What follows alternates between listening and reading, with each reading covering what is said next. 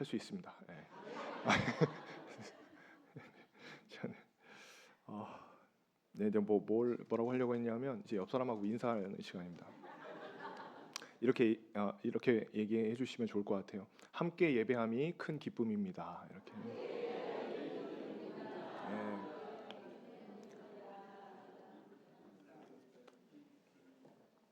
여러분 정말 기쁘십니까? 네, 저 빼고 다 기쁘신 것 같습니다.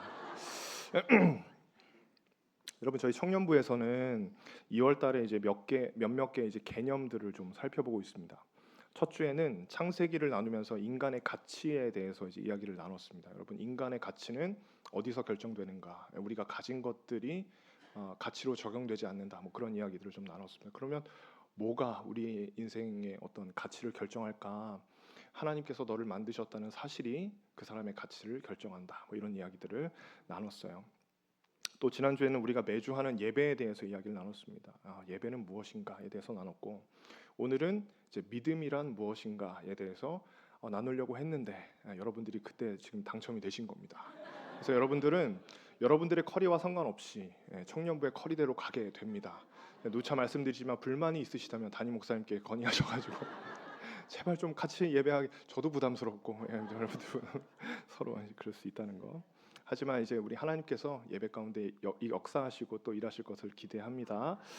자, 오늘 주제는 믿음입니다. 여러분 믿음이라는 주제를 가지고 이야기를 나눌 때 효과적으로 나누기 위해서는 우리가 가지고 있는 믿음에 대한 생각들을 좀 나눠보는 게 가장 좋습니다. 근데 청년들은 몇 명 안 되기 때문에 나누기가 너무 좋거든요.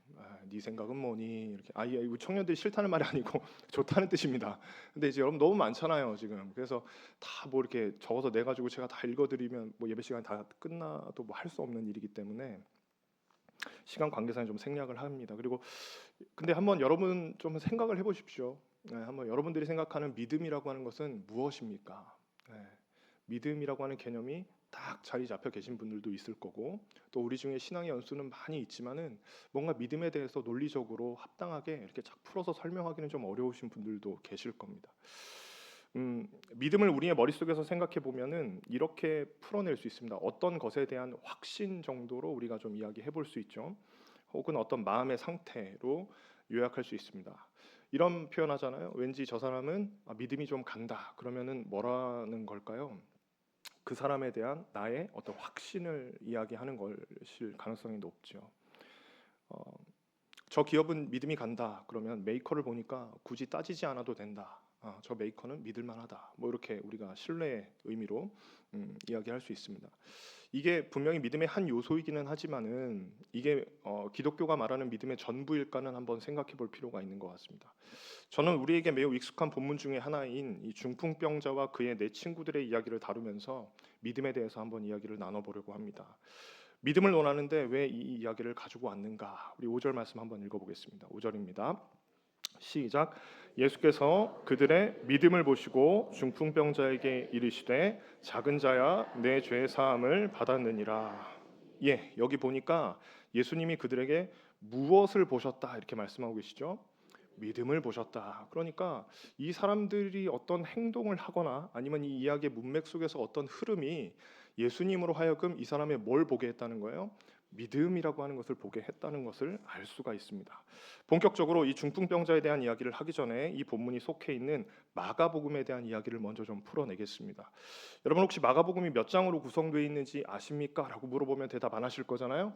16장으로 아시는 분도 있는데 16장으로 구성되어 있습니다. 그러면 여러분 마태복음은 몇 장으로 구성되어 있는지 아십니까? 라고 물어봐도 여러분도 역시 대답 안 하실 거잖아요. 몇 장일까요? 오, 어떻게 아세요? 그럼 여러분 제가 다시 한번 질문하겠습니다. 마가복음과 마태복음 중에 어떤 게 더 길까요? 어떻게 아셨어요? 그 마가복음이 짧아요. 근데 여러분 마가복음이 마태복음이랑 비교해서만 가장 짧은 게 아니고 전체 복음서 몇 개 있죠? 그렇죠. 4복음서 중에 가장 짧은 게 마가복음입니다. 제가 왜 갑자기 이런 퀴즈를 내는가? 제가 무슨 말이 하고 싶은 거냐면 신약 성경에 있는 4복음 중에서 가장 짧은 책이 이 마가복음인데 이 마가복음이 얼마나 모든 예수님의 사역들을 간결하게 기술했으면 짧겠어요.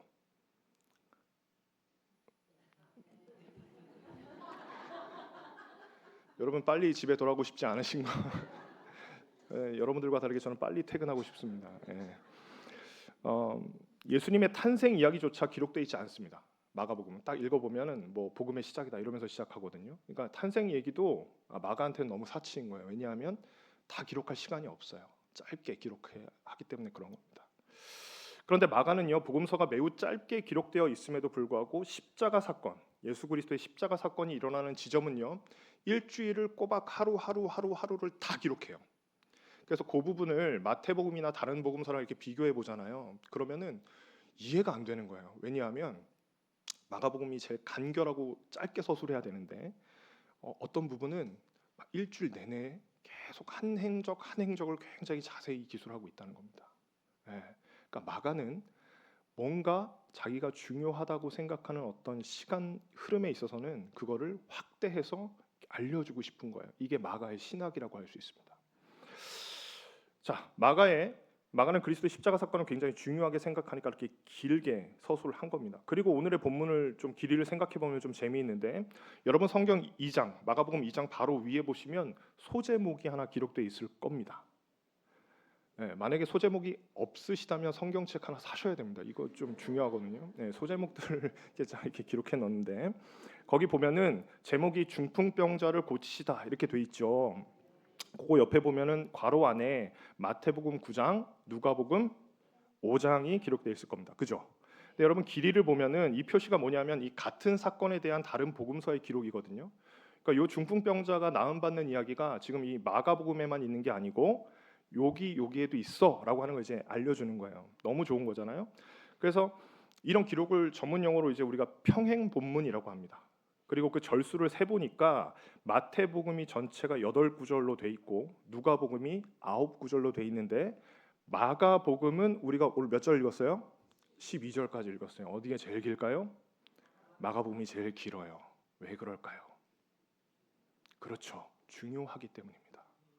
마가가 생각할 때는 지금 이 믿음을 논하는 요 단락이요, 다른 복음서 기자들과는 다르게 조금 더 중요하다고 생각한 것 같아요. 근데 이게 그냥 의미가 아니고 마가복음이 제일 길어요, 짧아요? 짧은데 길게 서술했단 말이에요. 그러니까 더 중요하다, 안 중요하다? 더 중요하다, 더 중요한 겁니다. 더 중요한 겁니다. 이거는 정말 중요한 거예요. 아까도 설명했지만 마가복음은 사복음 중에서 가장 짧은 책인데 같은 사건을 기록한 마가는 그 내용을 좀 생략해도 되지만 생략하지 않았다는 것은 이 내용이 너무너무 중요하기 때문입니다. 자, 마가는 이 사건을 통해서 무엇인가 특별한 것을 말하고 싶은 것 같습니다. 그리고 그 중심에는 오늘 우리가 아까 나눴던 그 믿음이라고 하는 역사가 있는 줄로 믿어요. 그러면 이 배경부터 좀 천천히 한번 살펴보겠습니다. 1절 말씀입니다. 함께 읽어보죠. 1절 시작. 수일 후에 예수께서 다시 가버나움에 들어가시니 집에 계시다는 소문이, 여러분 여기 소문이 누구에게 들렸는가? 이 본문에서는 도무지 나오지도 않고요, 찾을 수도 없습니다. 이 말은 누가 들었다는 말이 아니고 예수님에 대한 소문이 지금 그 지방에 계속해서 이렇게 막 퍼져 나갔다, 뭐 이런 뜻으로 보면 돼요.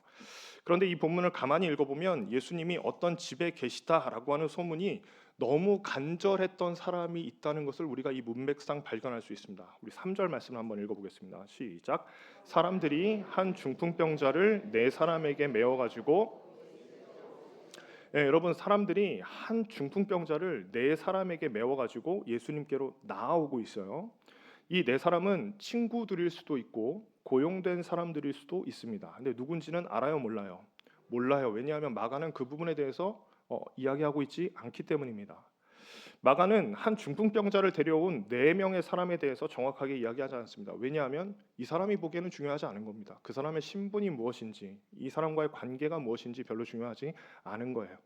다만 이 사람들이 소문을 들은 것은 분명해요. 그 소문이 뭐냐면 예수님이 어느 집에 있다더라라고 하는 것을 들은 거죠. 그러니까 이게 막 그 중풍병자 한 사람을 데리고 막 나온 거예요. 이것부터가 너무 힘들잖아요. 사실 중풍병자를 막 이렇게 네 사람이 메워가지고 왔다 하니까 무슨 침상에다 이렇게 데려가지고 나온 것 같아요. 근데 앞에 장애가 생겼어요. 뭐냐면 2절을 보니까 예수님의 말씀을 듣기 위해서 그 집이 꽉 차 있는 겁니다.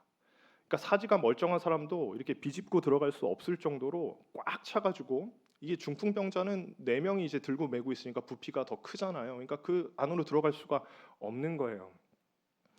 그러자 중풍병자를 맡고 있었던 4명의 사람들이 어떤 반응을 보이냐면 우리 4절 말씀을 읽어보겠습니다. 4절입니다. 시작. 무리들 때문에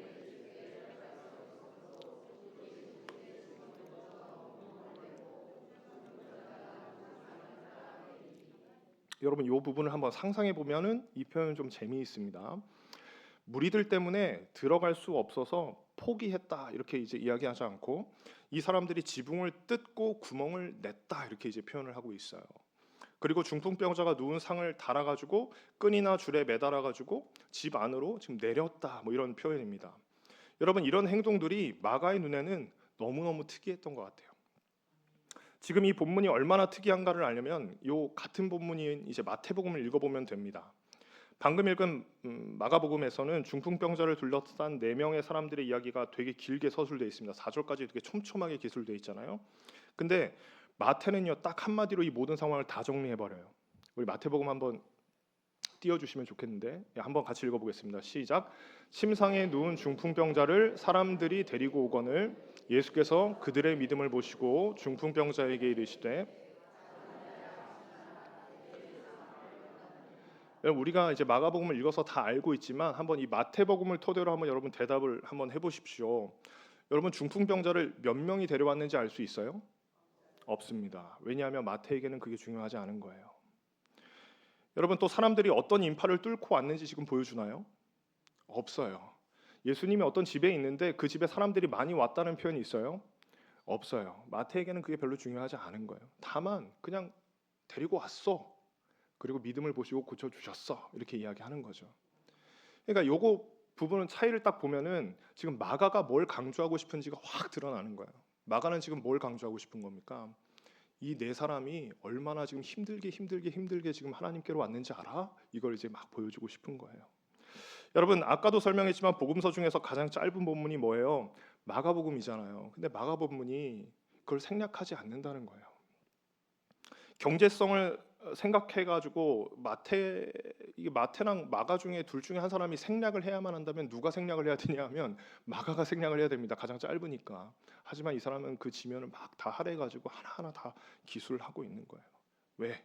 이 사람들의 행동에는 뭔가 특별한 의미가 있다라고 하는 것을 보여주고 싶은 겁니다. 다시 설명하면 지붕을 뜯어서 구멍을 내고 중풍병자를 달아서 내린 그 행위가 나타내는 의미를 마가는 놓치지 않은 겁니다.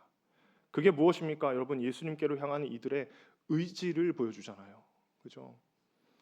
저는 성경에 기록되어 있지 않지만 상상해 봅니다. 여러분 이 사람들이 지붕을 뜯고 구멍을 내고 침상을 줄에 달아서 내리는 동안 예수님 도대체 뭐 하고 계셨을까? 네. 지붕이 단박에 부서졌을까? 제 그런 생각해요. 진짜 여러분 한번 상상해 보세요. 여러분 지붕이 부서지는 동안에 그 안에 모여 있던 많은 사람들이 뭐 하는 사람들입니까? 예수님의 말씀 듣고 있었습니다. 그 사람들 뭐 하고 있었을까요? 여러분 우리가 지금 이렇게 말씀을 듣고 있는데 누군가가 유리창을 깨고 없네. 뭐 지붕을 뚫고 에? 지금 상상해 보세요. 뭐 어떻게 하실 거예요, 여러분들? 이렇게 말씀을 듣고 제가 예수님은 아니지만 여러분 이렇게 뭐 우리가 말씀을 듣고 있는데 갑자기 지붕에서 안 나오던 빛이 막 나고 갑자기 뭐가 침상이 막 하나 내려오고 얼마나 당황스러운 상황이겠어요. 너무너무 상상해 보면 이상한 여러분 다 이렇게 생각하잖아요. 저 정상이 아니다. 아니 문을 놔두고 왜 저렇게 나오나? 양해를 구할 수도 있지 않을까? 뭐 우리 이렇게 생각하지 않겠습니까? 그런데 여러분 이런 행동에 대한 예수님의 반응은요. 우리의 불편한 시각하고 전혀 달라요. 5절 말씀입니다. 우리 같이 한번 읽어보죠. 시작. 예수께서 그들의 믿음을 보셨다. 너무너무 중요한 표현이죠. 그럼 여러분 예수님이 보신 믿음이라고 하는 것은 무엇입니까? 만일 여러분들의 성경이 맞다면 밑줄을 쫙 그어주셔야 돼요. 이 모든 행동들을 통해서 예수님이 보신 것이 있는데 그게 믿음이잖아요. 그럼 믿음의 동그라미를 딱 그려주셔야 됩니다. 여기서 그들은 누구냐 하면 중풍병자도 아니에요. 중풍병자를 데리고 온 사람들이죠. 그들이니까 복수잖아요. 그러면 그들이 가지고 있는 도대체 믿음이라고 하는 것은 뭐냐는 말입니다. 사랑하는 청년 여러분 그리고 성도님들 오늘 본문에서 예수님께서 보신 믿음이라고 하는 것은 한마디로 요약하면 이것이죠. 예수님께 나올 때 앞에 장애가 있어도 그것을 뚫고 나가는 것을 뭐라고 불러요? 믿음이라고 부르는 거예요. 예수님께서 그들의 모습을 통해서 보신 믿음은 나에게 고치는 능력이 있어라고 하는 확신이 아니에요. 예, 그런 걸 기대했을까? 전 잘 모르겠어요. 성경이 침묵하니까. 다른 복음서는 또 그런 것들을 이야기하겠지만 적어도 마가가 보여주는 믿음이라고 하는 것은 야, 예수님이라고 하는 어떤 존재가 있는데 저분에게 어떤 능력이 있대가 아니에요. 그런 확신이 아니란 말이에요. 뭘 믿음이라고 하고 있냐면 야, 예수님께 나아갈 때 우리 앞에 어떤 장애가 있다면 그것을 건너가는 그것을 믿음이라고 한다는 말입니다. 그것을 우리가 의지라고 하는 거죠. 우리가 가진 어떤 의지들을 성경이 뭐라고 이야기하냐? 마가는 믿음이라고 이야기하는 겁니다. 여러분, 그것은 예수님께 나아가는 동안 그들이 마주한 여러 가지 장애들, 그러니까 수많은 사람들, 그리고 지붕으로 올라가야 되는 수고, 지붕을 뜯어내야 되고, 그리고 이 모든 행동을 하는데 뒤따르는 많은 사람들의 불편한 시선들까지도 다 감수해야 하는 것이었습니다. 네, 장애는 어마어마했어요. 여러분, 믿음이라고 하는 명사 헬라어로 피스티스입니다. 언어를 얘기해서 죄송합니다. 피스티스라고 하는 단어인데 마가복음에서 총 5번 쓰입니다. 이 믿음이라는 단어가 5번 등장하는데 그 중에 제자들과 관련된 2번의 사용을 제외하면 3번의 사용이 다 어디에 지금 사용되냐면 병자를 고치는 데 사용이 돼요. 간단하게 소개해 보겠습니다. 여러분, 이 마가복음 5장에 가면 혈루증을 앓던 여인에게 이 피스티스, 네 믿음이 너를 고쳤다 이렇게 이제 표현하거든요. 이 이야기 너무 유명하잖아요. 오랜 시간 병으로 앓고 있던 여인이 인파를 어떻게 하고 가요? 뚫고 예수님의 옷자락을 잡을 때 고쳐집니다. 예, 그럼 마가가 이야기하고자 하는 믿음이 뭡니까? 예수님께로 나아갈 때 나의 상황과 환경이 열악하지만 그것을 뚫고 나가는 것을 믿음이라고 부르는 거예요. 2번째가 뭐냐면 소경 바디메오가 가진 믿음을 칭찬받습니다. 10장에 가면 바디메오가 예수님께 소리를 막 질러요. 그러자 사람들이 뭐라고 이야기하냐면 조용히 좀 해라 이렇게 이야기합니다. 어디 소경이 막 이러면서 꾸짖어요. 근데 바디메오가 주눅 들어서 안 외치지 않습니다. 만류하는 사람들 향해서 어떻게 해요? 주여 이렇게 외치는 거예요. 그때 어떻게 되는 거예요? 믿음으로 고침을 받는 겁니다.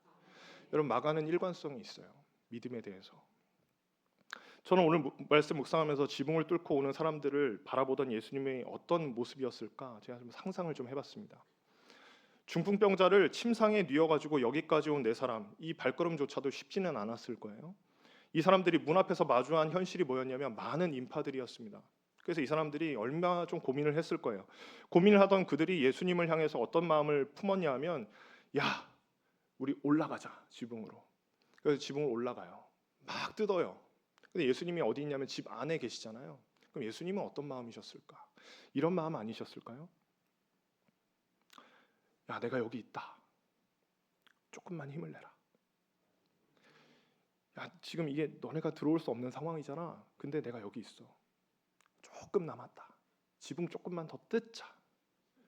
구멍을 좀 더 뚫자.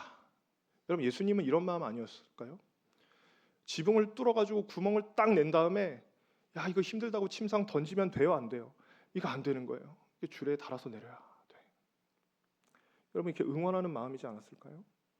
오늘날 여러분들이 예수님께로 나올 때 방해하는 그 수많은 세력들이 있을 텐데 그럼 여러분 예수님께서 멀찍이 떨어지셔가지고 그래 어디 한번 와봐라 이렇게 말씀하시는 분이 아니라는 얘기예요. 계속 응원하시는 분이죠. 우리의 삶을 응원하시고 내가 여기 있다. 내가 여기 있다. 이 예배에 참석하기 위해서 여러분들은 어떤 장애를 뚫고 오셨습니까? 여러분, 인생을 살아가다 보면 아무런 문제 없이 신앙생활 할 수 있을까? 그렇지 않습니다. 우리가 예수님께로 나아갈 때 우리를 대적하는 사단이 가만히 있을 리가 없습니다. 피곤하고 게으르고 두렵고 인생의 염려와 고난의 순간들이 분명히 있을 겁니다. 청년들에게도 있어요. 그게 예배하지 못하게 만들고요. 예수님께 나아가지 못하게 만들어요.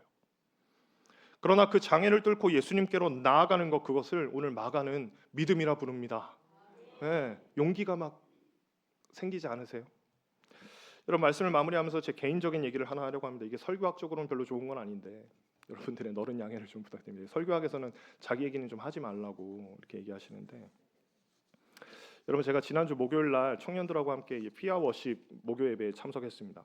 이렇게 오랜만에 이제 뜨겁게 찬양하고 또 맛있는 것도 먹고 같이 기도하면서 시간을 보냈습니다. 그렇게 시간을 보내다 보니까 제가 어린 시절에 이 찬양 인도자 학교, 찬양 인도자에 대한 어떤 꿈을 꾸고 나도 이제 우리나라의 어떤 3대 워십 집을 내가 좀 만들어 보고 싶다. 이제 이런 마음을 막 하고 비웃네. 이 정도면 잘했잖아. 음, 이래서 하지 말라고 하는 거구나. 이 자기에게. 네. 그 차나 인도자의 꿈을 꿨던 시절이 제가 생각이 났어요. 마음이 막 뜨거워지는 거예요. 예배하는 모습을 보니까. 여러분 제가 에이즈 37이라고 하는 단체에서 찬양 인도자 학교를 다니면서 10주 동안 이제 수료를 했습니다. 열심히 했습니다. 매주 숙제가 있었는데 어떤 날에 숙제가 뭐였냐면 이제 조별로 이제 그 목요 예배 같은 예배팀을 갔다 와라.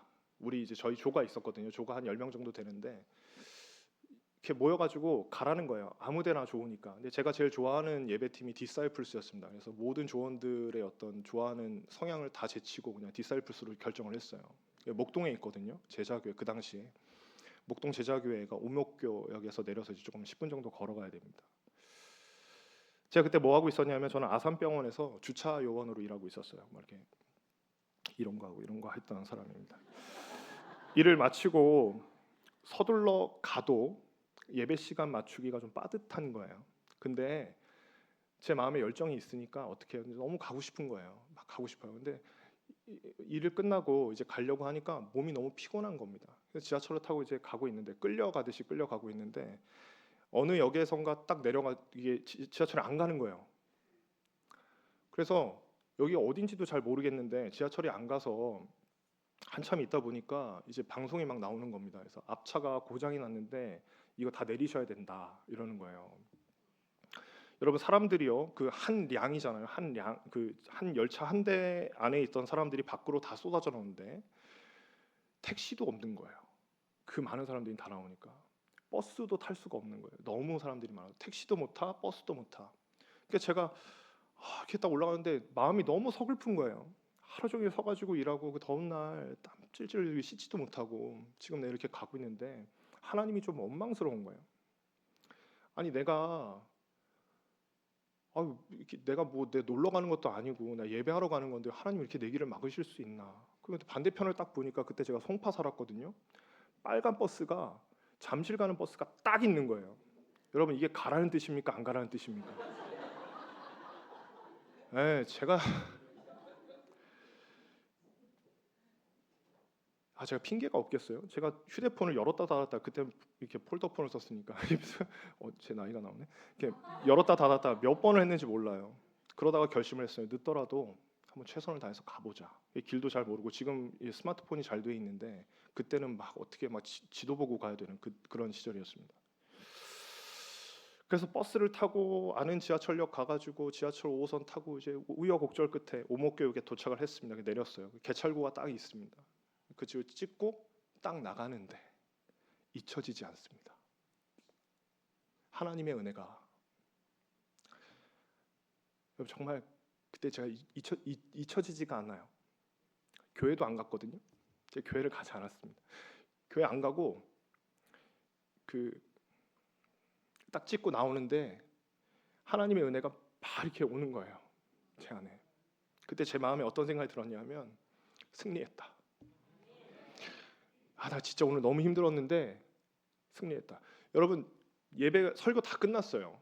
제가 간 시간이 마지막 찬양하고 있었거든요. 마지막 찬양도 기억나요. 약할 때 강함 되시네였습니다. 제가 펑펑 울었어요. 정말로. 내가 승리했다. 하나님이 내 믿음 보셨다. 사랑하는 청년 여러분 그리고 성도 여러분, 하나님께서 저의 무엇을 보고 은혜를 주셨을까? 제가 그날 무슨 설교를 들었습니까? 제가 뭘 했습니까? 근데 제가 의지가 있었던 거예요. 의지가 있었던 거예요. 그때 제가 돌아갔으면 경험 못했을 그런 은혜를 제가 그 순간 받았습니다.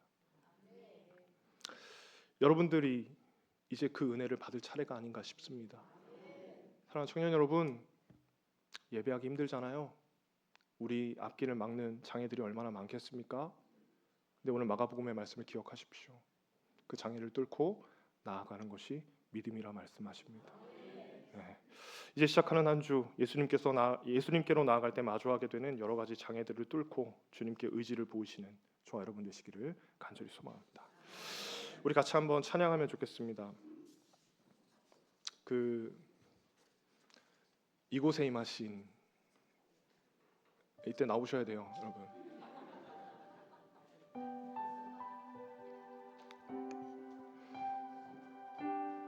혹시 이곳에 임하신 틀어주실 수 있으면.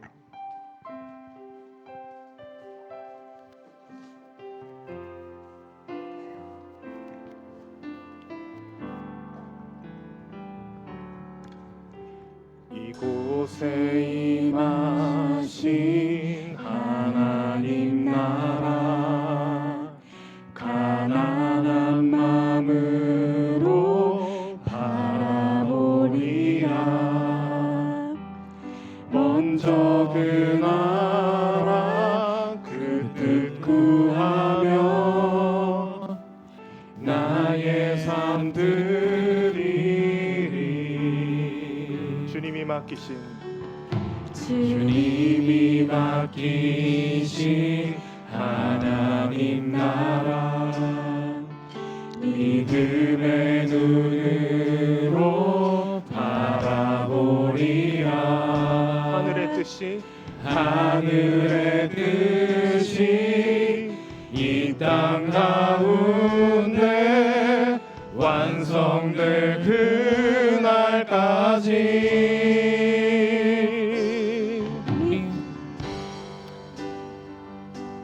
믿음 다하여 그 위에 서리라. 하나님의 나라는 무너지지 않으니 믿음 다하여 그 나라 세워가리라. 주님 곧 오실 때까지. 우리 처음부터 다시 한번 고백합시다. 이곳에 임하신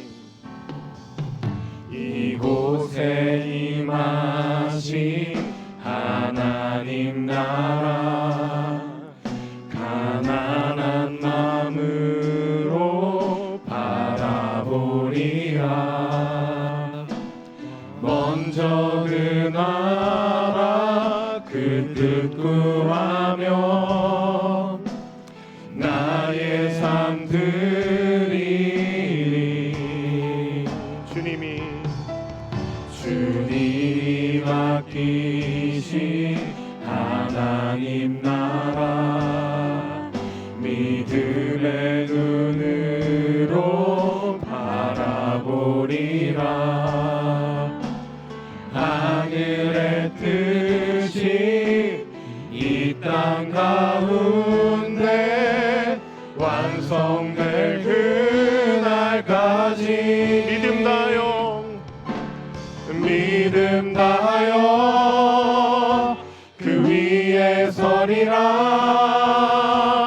하나님의 나라는 무너지지 않으니 믿음 다하여 그 나라 세워가리라. 주님 곧 오실 때까지 믿음 다하여 그 위에 서리라.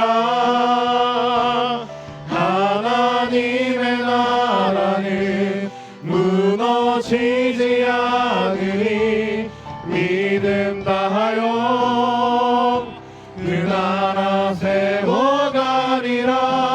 주님 곧 오실 때까지.